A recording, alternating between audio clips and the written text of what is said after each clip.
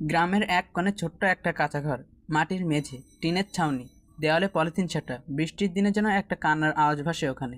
সেই ঘরে থাকে রিফাত, বয়স তখন 9 কিংবা 10। বাবা একজন দিনমজুর, মা গৃহিণী। সংসার চলে না, শুধু হাঁটে। তবু রিফাত স্বপ্ন দেখে একদিন সে অনেক বড় হবে। গ্রামের মাটির উপর দাঁড়িয়ে তার মা যেন গর্ব করে বলতে পারে, আমার ছেলে। রিফাত রিফাত স্কুলে যায়, হেঁটে প্রায় 4 কিলোমিটার। পায়ে স্যান্ডেল নেই, টিফিনে কিছু নেই, কিন্তু চোখে একরাশ আলো। স্কুল শেষে বন্ধুদের সাথে না থেকে সে চলে আসে মায়ের কাছে। মা কখনো একটা শুকনো রুটি দেয়, কখনো বলে আজ কিছুই নাই রে বাবা। তবু মা তার কাছে পরীর মতো।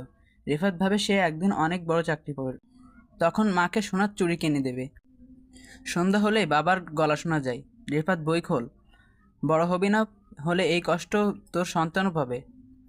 এই কথাগুলো যেন রিফাতের মনে দাগ কাটে খুব গভীরে।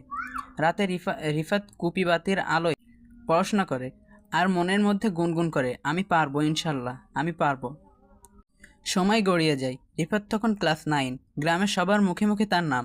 রিফাত তো প্রথম হয়ে সব সাবজেক্টে। শিক্ষকরা তাকে বলেন, তুই হবি আমাদের স্কুলের গর্ব। মা একটু একটু করে হাসে, চোখের কোণে জলের রেখা নিয়ে। গর্ব আর দুঃখ একসাথে মিশে থাকে। কিন্তু জীবনের গল্প তো কেবল সাদা কালো হয় না। একদিন হঠাৎ বাবার শরীর খারাপ হয়ে পড়ে।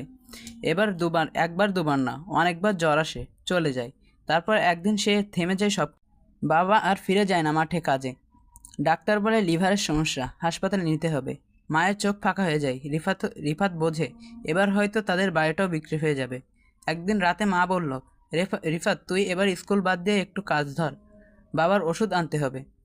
একথা শুনে এক ঝটকায় স্বপ্ন গুড়িয়ে দিল। রিফাত চুপ করে বসে রইল, বইয়ের পাতা বন্ধ করলো না, কিন্তু চোখের পানি খুলে দিল। পরদিন স্কুলে যায়নি সে, বাজারে গেল, শুরু করলো চায়ের দোকানে কাজ।